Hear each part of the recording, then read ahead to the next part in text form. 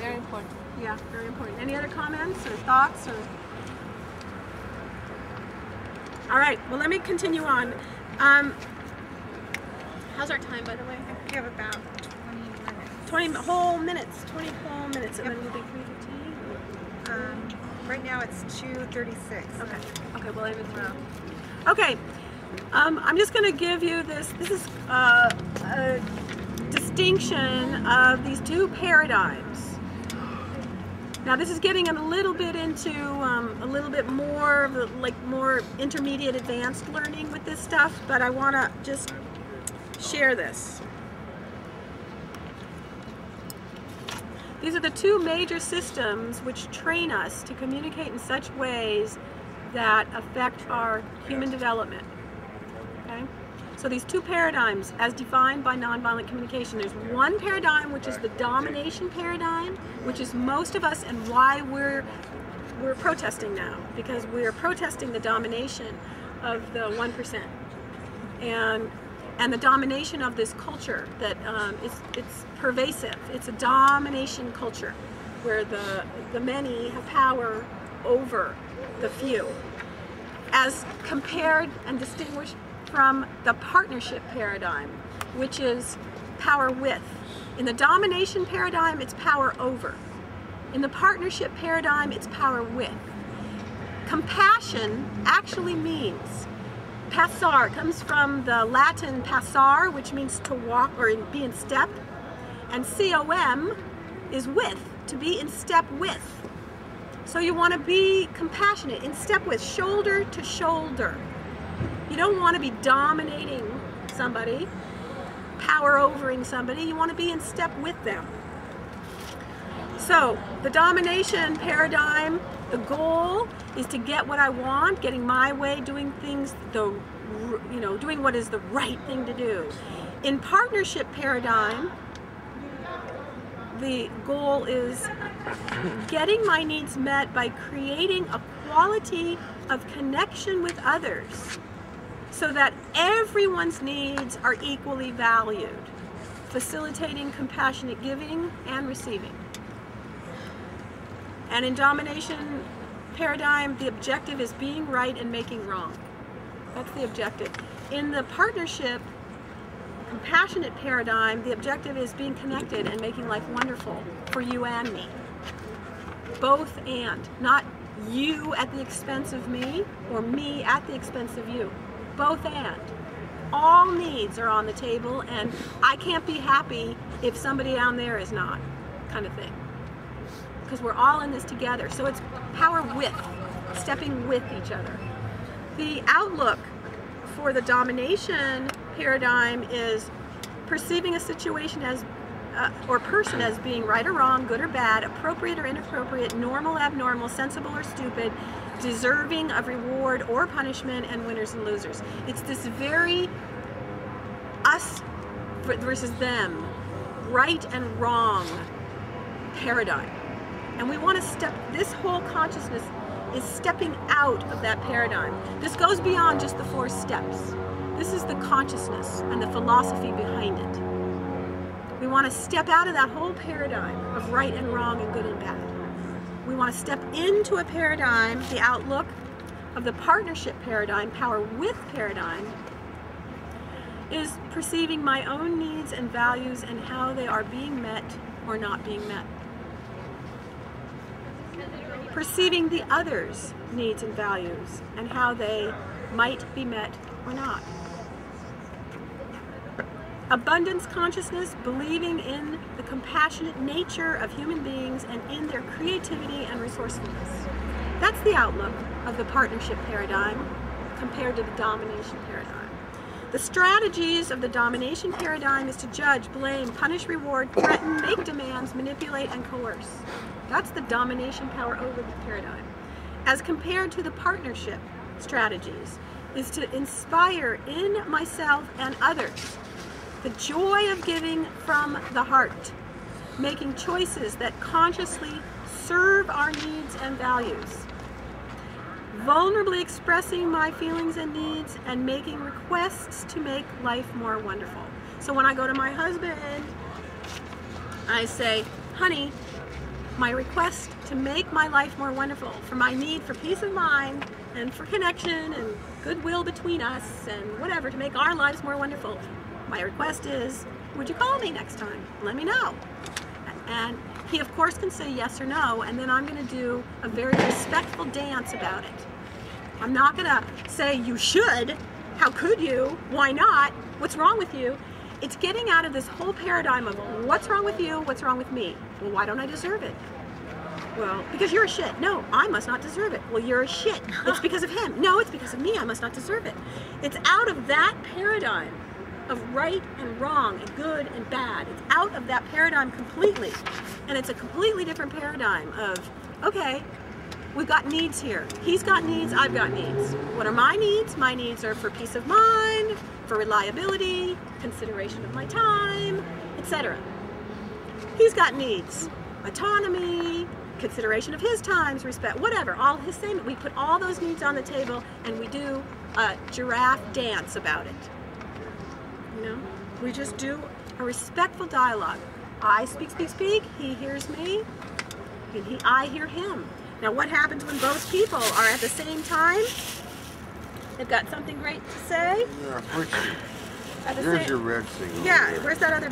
Right there. I know, I'm looking for the silver one. The silver, oh, thank you.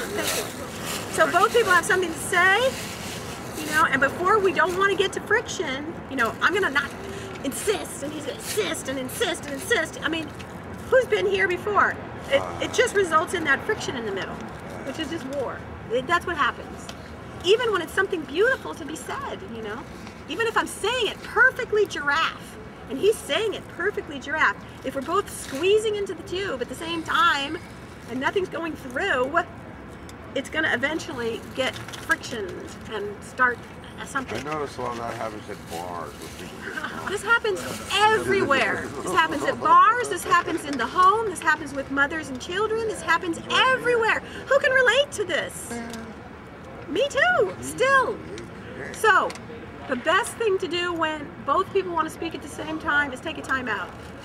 Back out. Just back out. Call a time out. Just say, you know what? I am not able to hear you right now. Or you can't hear me right now. Let's take a time out.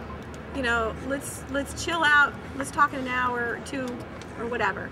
I got to chill out because I'm really revved up. So someone was asking earlier about how to scream in giraffe. You know, you just say, God, I am so angry right now. I could just like, I can't see straight. And I'm worried if I say anything right now, I'm going to regret it. So I better just not say anything because I'm so mad I could just like, really, really go here. So back out. Now, I'll tell you, this is easier said than done. I've been teaching this a long time and I know better. Is it always easy for me to do this? No. Do I continually practice? Yes. Do I get incrementally less stupid? Yes. And incrementally more able to do this? Yes. So it's unfortunately it's an incremental, you know, process, and yet it's worth the fight. It is worth the fight. And all right, continuing on with our two paradigms. The predictable outcome of the domination paradigm is alienation, violence, rebellion, or on the other side, submission, which is just the same coin, equal, you know, opposite sides of the same coin. The predictable outcome of a partnership paradigm is connection and community. The animal symbol, as we spoke about, is the jackal. The animal symbol is the giraffe. The types of communication, and I love the way they put this, the type of communication, and it boils down to, in the domination culture, is life-alienating communication.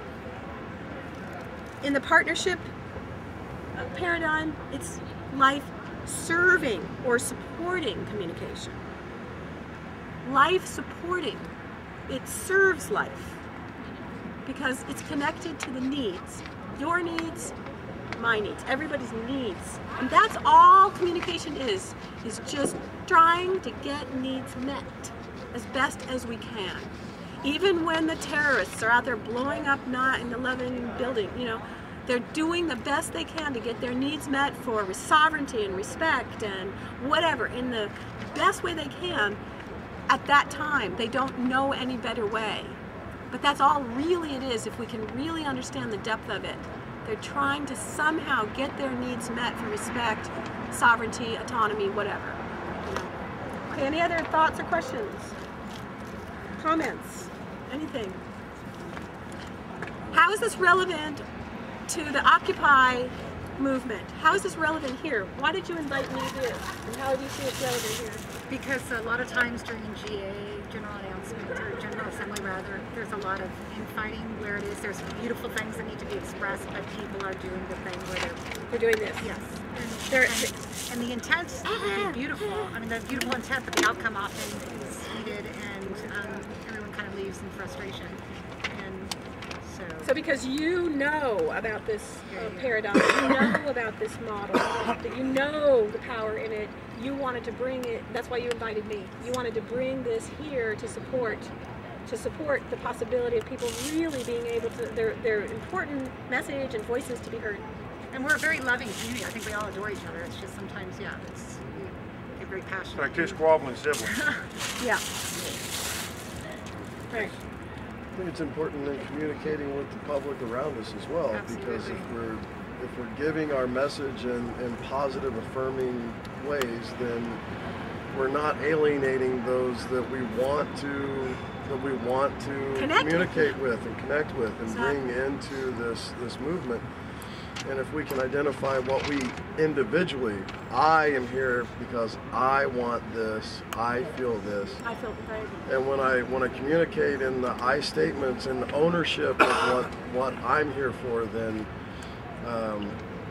rather than, I mean, there's obviously a lot of they in our complaints about what's happening, but what I notice though in the few weeks being down here is that the more I communicate from I statements, I have this experience and sharing my experience and my feelings, then every human can relate to a feeling, right, or a basic human desire, And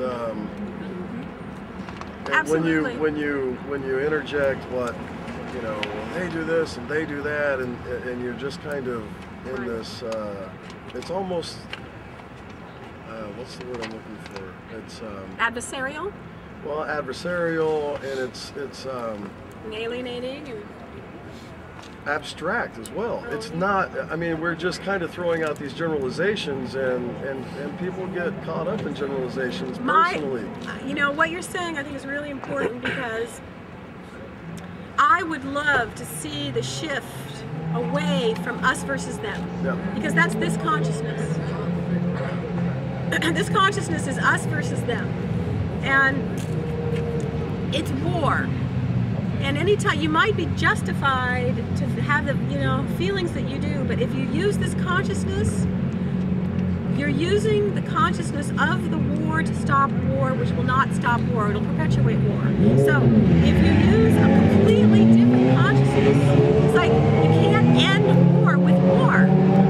You got to step out of that world and bring a whole different quality, a whole different paradigm of consciousness to bring peace. You've got, if you're fighting for peace, use the tool. Yeah. Use the tool that's going to maximize that possibility to really happen. And so I like what you're saying, and I really believe the way to do that is to focus on the needs. I statements and focus on the needs. Those two things, really important. I statements and focus on the needs. Not focus on them and what they're doing wrong. Get out of the paradigm of what's wrong, bad and wrong, bad and wrong. Focus on the solution and the needs. What are your needs? You have to request the solution. And make requests around the needs. So I have a need for fairness and equanimity. So let's talk about what are the needs underneath this. Let's just identify what are the needs.